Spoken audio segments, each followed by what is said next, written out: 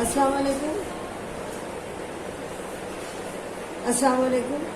इससे पहले आपकी आयत मुबारक जो एक्सप्लेन की गई थी 1 to 10 थी, उसके बाद फिर 11 to 19 आपके पास की गई, फिर 20 से 28 तक के बारे में आपके पास की गई। अब आपके पास आती है 29 से 37 की आयत मुबारक सूरह अनफाल की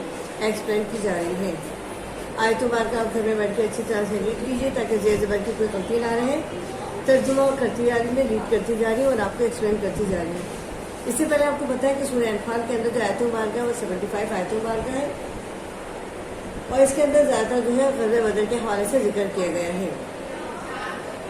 इसमें अल्लाह ताला फरमाता है मोमिनों से, मोमिन से मुखातिब होकर अल्लाह ताला फरमाता है मोमिन अगर तुम खुदा से डरोगे तो वो तुम्हारे लिए अम्र फारूक पैदा कर देगा, यानी तुमको मुमताज़ कर देगा और तुम्हारे गुनाह मिटा देगा और तुम्हें बख्श देगा और खुदा बड़े फजल वाला है। और ए मोहम्मद सल्लल्लाहु अलैहि वसल्लम उस वक्त को याद करो जब लोग काफिर तुम्हारे बारे में चाल चल रहे थे कि तुमको कैद कर दें या जान से मार डालें या वतन से निकाल दें। तो इधर तो वो चाल चल रहे थे और उधर खुदा चाल चल रहा था और खुदा सबसे बेहतर चाल चलने वाला है। यानी मोमिन से अल्लाह ताला मुखातिब होकर कहता है मोमिन अगर तुम खुदा से डरोगे और तो वो तुम्हारे लिए अम्र फारूक पैदा कर देगा। अम्र फारूक के बारे में कहा जाता है हज़रत उमर फारूक के बारे में कि आपका दौर खिलाफत ऐसा दौर खिलाफत है जो खुलफाए चारों खुलफाए राशिदीन में से सबसे बेहतरीन दौर खिलाफत आपका गया है। आपके दौर खिलाफत में हर एक को इंसाफ उसके दरवाजे में मिल जाया करता था, यानी कि फौरन बर वक्त आप इंसाफ करते थे। आप रातों को भीड़ बदल कर जाकर लोगों के हालात मालूम करते थे, उनकी तकलीफें सुबह में जाकर दरबार के अंदर दूर किया करते थे। यानी ऐसा कोई शख्स आजकल दुनिया के अंदर नहीं गुजरा जिसने हज़रत उमर फारूक की तरह जो है हुकूमत की हो और लोगों के दुख दर्द को ख़त्म किया हो, यानी उनकी तकलीफ का अजाला किया हो। इसीलिए अल्लाह ताला फरमा रहे हैं मोमिन अगर तुम अल्लाह ताला से डरते रहोगे तो तुम्हारे लिए अम्र फारूक पैदा कर देगा, यानी ऐसा हाकिम पैदा कर देगा तुम्हारे लिए जो अम्र फारूक की तरह हज़रत उमर फारूक की तरह तुम्हारे मसाइल हल करेगा और तुम पर हुकूमत करेगा, यानी तुमको मुमताज़ कर देगा और तुम्हें मुमताज़ कर देगा, यानी तुम्हें ऐसी खुसूसियात से नवाजेगा जो तुम दुनिया के अंदर मुमताज़ हो जाओगे और तुम्हारे गुनाह मिटा दिए जाएंगे, यानी तुम्हारे गुनाह कितने भी हो सब खत्म कर दिए जाएंगे, बख्श दिए जाएंगे और तुम्हें जन्नत का हकदार करार दे दिया जाएगा और तुम्हें बख्श दिया जाएगा। और खुदा बड़े फजल वाला है, यानी अल्लाह ताला तो बड़ा रहीम है, करीम है, बड़ा फजल वाला है। इंसान के बड़े से बड़े छोटे से गुनाह माफ़ करने वाला है, चाहे वो सगीरा गुनाह हो या कबीरा गुनाह हो, उससे बड़ा कोई नहीं है जो माफ़ करने वाला हो। और ए मोहम्मद सल्लल्लाहु अलैहि वसल्लम अब अल्लाह ताला जो है पहले मोमिन से मुखातिब था इस आयत मुबारक के अंदर, अब अल्लाह ताला जो है मोहम्मद सल्लल्लाहु अलैहि वसल्लम से मुखातिब होकर फरमाता है ए मोहम्मद सल्लल्लाहु अलैहि वसल्लम उस वक्त को याद करो जब काफी लोग तुम्हारे बारे में चाल चल रहे थे। यानी अल्लाह ताला मोहम्मद सल्लल्लाहु अलैहि वसल्लम ने फरमा रहा है कि जब सब मोहम्मद सल्लल्लाहु अलैहि वसल्लम कुफार मक्का के दरमियान में रह रहे थे तो कुफार मक्का हज़रत सल्लल्लाहु अलैहि वसल्लम के बारे में मुख्तलिफ चालें चल रहे थे। यानी वो कोशिश कर रहे थे या तो आपको मार दिया जाए, कत्ल कर दिया जाए, या आपके घर का मुहासरा कर लिया जाए, या फिर आपको वतन से निकाल दिया जाए, यानी जिला वतन कर दिया जाए। तो कुफार मक्का तो अपनी चाल चल रहे थे, लेकिन अल्लाह ताला अपनी चाल चल रहा था। यह हज़रत सल्लल्लाहु अलैहि वसल्लम को बताया जा रहा है, उस वक्त याद दिलाया जा रहा है कि आपको उस वक्त की बताया जा रहा है कि उन हालात को याद करो जिस वक्त काफी लोग तुम्हारे बारे में चाल चल रहे थे और तुम कैद कर दिए जाओगे, तुम्हें कैद कर दिया जाएगा या जान से मार डालेंगे कुफार मक्का, या फिर तुम्हें वतन से निकाल देंगे। तो इधर तो वो चाल चल रहे थे और इधर खुदा चाल चल रहा था। तो ये मोहम्मद सल्लल्लाहु अलैहि वसल्लम उस वक्त को याद करो जब कुफार मक्का तुम्हारे बारे में मुख्तलिफ चालें चल रहे थे और अल्लाह ताला ने जो चाल चली है वो सबसे बेहतर चाल चली है। यानी अल्लाह ताला ने इस तरह चाल चली कि तुम्हें कुफार मक्का में से दरमियान में से निकाल कर और खैरियत के साथ आफियत के साथ निकाल कर मदीना मुनव्वरा पहुंचा दिया। ये अल्लाह ताला की चाल थी और कुफार मक्का की चाल धरी की धरी रह गई और रब्बुल इज़्ज़त ने आप पर यह फजल फरमाया कि आपको खैरियत के साथ मक्के से निकाल कर मदीने ले आया। और जब उनको हमारी आयतें पढ़कर सुनाई जाती है तो कहते हैं कि ये कलाम हमने सुन लिया है, अगर हम चाहें तो इसी वक्त इसी तरह का कलाम हम भी कह दें। और ये है ही क्या, ये तो सिर्फ अगले लोगों की हिकायतें हैं। यानी कुफार मक्का की आप से बात कहते हैं।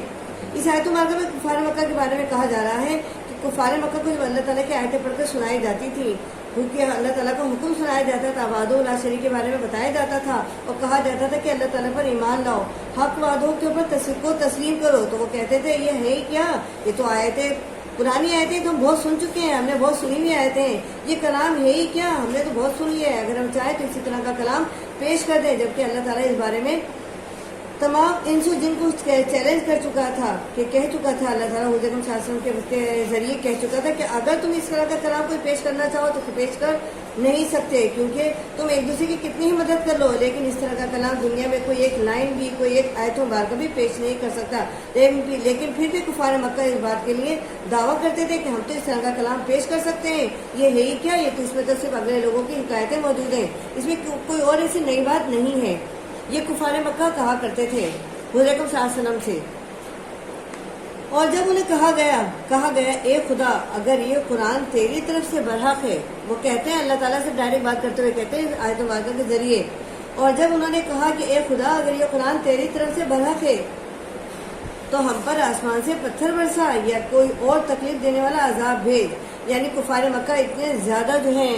अपने गुरूर तकब्बुर में मुब्तला हो चुके हैं कि वो अल्लाह ताला को खुद अजाब की दावत दे रहे हैं और कह रहे हैं अगर ये कलाम हक पर है और मोहम्मद सल्लल्लाहु अलैहि वसल्लम तेरे जो है पैगम्बर हैं और ये हक है, कुरान पाक हक पर है, तो हम पर आसमान से पत्थर बरसा, क्योंकि हम तो तेरे जो है अहकामात को मान ही नहीं रहे, तस्लीम ही नहीं करे, तेरी आयतों को तस्लीम ही नहीं करे, उनको हम मानने से इनकार कर रहे हैं, तो फिर हम पर आसमान से अजाब नाजिल कर, या तो हम पर आसमान से पत्थर बरसा या फिर हमें कोई और तकलीफ देने वाला अजाब भेज। यानी कुफार मक्का जो गुरूर तकब्बुर में इतना मुब्तला हो चुके हैं कि वो अल्लाह ताला से खुद अपने लिए अजाब तलब कर रहे हैं। और खुदा ऐसा ना था कि जब तक तुम उनमें से उन्हें अजाब देता, और ऐसा ना था कि वो बख्शिश मांगे और उन्हें अजाब दे। इस आयत मुबारका में अल्लाह ताला फरमा रहे मोहम्मद सल्लल्लाहु अलैहि वसल्लम से, और खुदा ऐसा ना था कि जब तक तुम उनमें थे उन्हें अजाब देता। तो ए मोहम्मद सल्लल्लाहु अलैहि वसल्लम कुफार मक्का कितना ही हमसे अजाब मांगेंगे, हमसे कोई सा भी तकलीफ मांगेंगे, अजाब मांगेंगे, तो हम ऐसा नहीं करेंगे, क्योंकि मेरा महबूब इनके दरमियान में मौजूद है, मेरा पैगम्बर रसूल इनके दरमियान में मौजूद है। और अल्लाह ताला तो उस वक्त आपको तकलीफ देने से मना कर रहा था जब आप आयत मुबारका पढ़ा करते थे, हज़रत जिब्रील अलैहिस्सलाम वही लेकर आते थे, तो आप पढ़ा करते थे, साथ साथ इस डर और खौफ से पढ़ा करते थे कि कोई आयत मुबारका आपके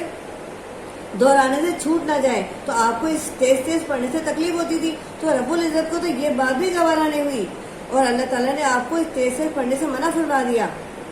और ये कहा कि ये कलाम तो हमारी जिम्मेदारी है, हम इसकी हिफाजत फरमाएंगे। मोहम्मद सल्लल्लाहु अलैहि वसल्लम आप आराम और तसल्ली से पढ़ा करो और अपने आप को तकलीफ ना दिया करो। तो रब्बुल इज्जत ऐसा कैसे कर सकता था कि आप उनके दरमियान में मौजूद हो और कुफार मक्का के ऊपर अजाब नाज़िल कर दिया जाए? तो अल्लाह ऐसा नहीं है और ना ऐसा था। और खुदा ऐसा ना था कि जब तक तुम उनमें थे यानी मोहम्मद सल्लल्लाहु अलैहि वसल्लम आप उनमें मौजूद हो और उन्हें अजाब दिया जाता। तो अल्लाह ऐसा नहीं है और ना ऐसा था कि वो बख्शिश मांगे और उन्हें अजाब दे, और ना ऐसा है रब्बुल इज्जत कि कुफार मक्का अल्लाह ताला से अपने जो है गुनाहों की बख्शिश मांगे और उनसे अल्लाह ताला जो है उनको अल्लाह ताला माफ़ ना कर दे या बख्श ना दे। अल्लाह ताला तो बड़ा रहीम व करीम है, बख्शने वाला है, उससे ज़्यादा रहम करने वाला दुनिया के अंदर कोई नहीं है। वो गफूर रहीम है और बड़े से बड़ा छोटे से छोटा गुनाह माफ़ करने वाला है, चाहे वो सगीरा हो या बड़ा या कबीरा गुनाह हो, वो उन तमाम गुनाहों को बख्शने वाला है और उन्हें अजाब भी नहीं देगा। और अब उनके लिए कौन सी वजह है कि वो इन्हें अजाब ना दे, जबकि वो मस्जिद मोहतरम में नमाज पढ़ने से रोकते हैं और वो इस मस्जिद के मुतवल्ली भी नहीं है। इसके मुतवल्ली तो सिर्फ परहेजगार हैं, लेकिन उनमें के अक्सर नहीं जानते। अब इस आयत मुबारक में अल्लाह ताला उनके लिए फरमा रहा है कि अब क्योंकि हुज़ूर अकरम सल्लल्लाहु अलैहि वसल्लम मक्के से निकल चुके हैं, मक्के से हिजरत कर चुके हैं, तो अब उनके लिए ऐसी कौन सी वजह है कि उन्हें अजाब ना दिया जाए। अब वो मांगेंगे भी नहीं तब भी उनको अजाब में मुब्तला कर दिया जाएगा, क्योंकि उनके अमाल ही ऐसे हैं, उनके अमाल की वजह से उन्हें अजाब में मुब्तला किया जा रहा है। यानी अब उनके लिए कौन सी ऐसी वजह रह गई है? मोहम्मद सल्लल्लाहु अलैहि वसल्लम तो उनके दरमियान से निकल गए हैं और जब निकल गए हैं तो वह अजाब के हकदार बन चुके हैं, तो उन्हें अजाब ना दे। अब ऐसा नहीं हो सकता, अब उन्हें अजाब मिलेगा, क्योंकि वो मांगे या ना मांगे हुज़ूर अकरम सल्लल्लाहु अलैहि वसल्लम तो वहाँ से निकल चुके हैं, तो अब उनके पास कोई ऐसी वजह नहीं बची है जो उन्हें अजाब में मुब्तला ना करे। जबकि वो मस्जिद मोहतरम में नमाज पढ़ने से रोकते हैं, यानी मोमिनों को मस्जिद मोहतरम में नमाज पढ़ने नहीं देते, मुख्तलिफ किस्म की जो हरकतें ऐसी करते हैं कि उनके नमाज में खलल पैदा हो जाए, जबकि उस मस्जिद के मुतवल्ली भी नहीं है, यानी उस मस्जिद के जो है निगरान भी नहीं है, वो फिर भी ऐसा करते हैं। तो इसके मुतवल्ली तो सिर्फ परहेजगार है, यानी मस्जिद मोहतरम के मुतवल्ली तो सिर्फ उसके मानने वाले, उसको जो है निगरान जो है सिर्फ परहेजगार हैं, जो अल्लाह ताला का खौफ दिल में रखते हैं, आयतों के ऊपर जो है ईमान रखते हैं और जो अल्लाह ताला कहता है उसके मुताबिक ज़िंदगी गुजारते हैं, तक़वा और परहेजगारी के मुताबिक अपनी ज़िंदगियाँ गुजारते हैं। लेकिन उनमें के अक्सर नहीं जानते, लेकिन उनमें से अक्सर नहीं जानते कि जो कुछ वो कह रहे हैं उसमें हकीकत क्या है। وہ حق پر ہیں یا ناحق پر ہیں. اگر ان لوگوں کی نماز خانہ کعبہ کے پاس سیٹیاں اور تالیاں بجانے کے سوا اور کچھ نہ تھی.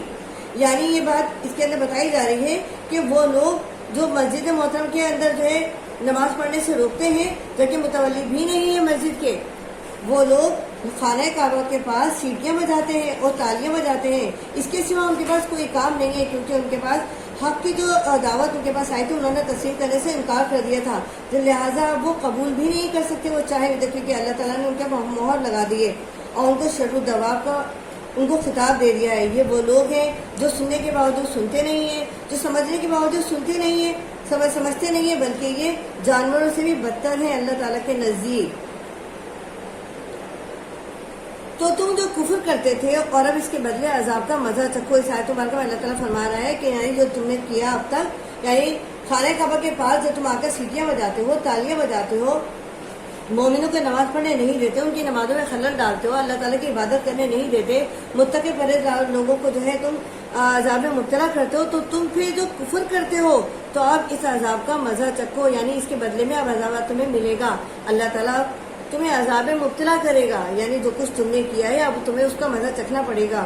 جو لوگ کافر ہیں اپنا مال خرچ کرتے ہیں کہ لوگوں کو خدا کے رستے سے روکیں، سو ابھی اور خرچ کریں گے، مگر آخر وہ خرچ کرنا ان کے لیے موجب افسوس ہوگا اور وہ مغلوب ہو جائیں گے اور کافر لوگ دوزخ کی طرف ہانکے جائیں گے. اس آیت مبارکہ میں اللہ تعالیٰ فرما رہا ہے یعنی انہوں نے جو کچھ کفر کیا اس کا عذاب تو ان کو ملے گا، اس کے بدلے میں ان کو اس کا عذاب کا جو ہے چکھنا پڑے گا. لیکن جو لوگ کافر ہیں اپنا مال خرچ کرتے ہیں کہ لوگوں کو خدا کے رستے سے روکیں،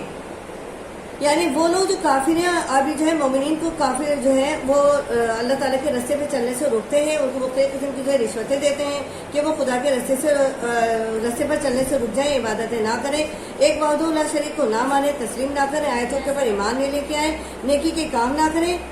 اور عبادت سے رک جائیں، تو وہ ابھی اور اپنا پیسہ اور خرچ کریں گے اس راستے میں، خدا کے راستے میں روکنے سے لوگوں کو، اور لیکن پھر بھی ان کا یہ خرچ کرنا، ان کا یہ مال خرچ کرنا ان کے کسی کام نہ آئے گا، موجب افسوس رہے گا ان کا یہ مال خرچ کرنا، اور ان کے لیے یہ مال خرچ کرنا افسوس رہے گا اور وہ مغلوب ہو جائیں گے، یعنی وہ شکست خوردہ ہو جائیں گے اور ان کے لیے صرف اور صرف عذاب تیار ہے اور کافر لوگ دوزخ کی طرف ہانکے جائیں گے. اور یہ وہ لوگ ہیں جو دوزخ کے حقدار بن چکے ہیں، یہ عذاب کے حقدار بن چکے ہیں، لہذا ایسے لوگ صرف اور صرف دوزخ کی طرف ہانکے جائیں گے. ان کو فرشتے جو ہے صرف اس طرح کے غزوہ بدر کے اندر جو فرشتے جو تھے ان کو مار رہے تھے اور ان کے پیچھے سے جو ہے ان کے پشتے جو ہے کوڑے مار رہے تھے، ان کو بتاتے جا رہے تھے کہ تم نے جو کچھ کیا ہے اس کے بدلے میں اب تمہیں اس کا مزہ چکھنا پڑے گا، اور ان لوگوں کو دوزخ کی طرف ہانکا جا رہا تھا تاکہ خدا ناپاک کو پاک کر دے، الگ کر دے، اور ناپاک کو ایک دوسرے پر رکھ کر ایک ڈھیر بنا دے. یعنی وہ غزوہ بدر کے اندر اس لیے کیا جا رہا تھا تاکہ کفار مکہ نے جو کچھ کیا اس کو بدلہ ملے اور ان لوگوں کو جو پاک ہے ان کو الگ کر دیا جائے، جو ناپاک ہے ان کو ایک ڈھیر بنا دیا جائے. یعنی کفار مکہ کو جو ہے فرشتوں جو دیکھیں کہ اللہ تعالیٰ نے فرشتوں کے ذریعے مسلمانوں کی مدد کا وعدہ کیا تھا، لہذا اللہ تعالیٰ نے اپنا وعدہ پورا کیا اور غزوہ بدر کے اندر فرشتوں کو نازل کر کے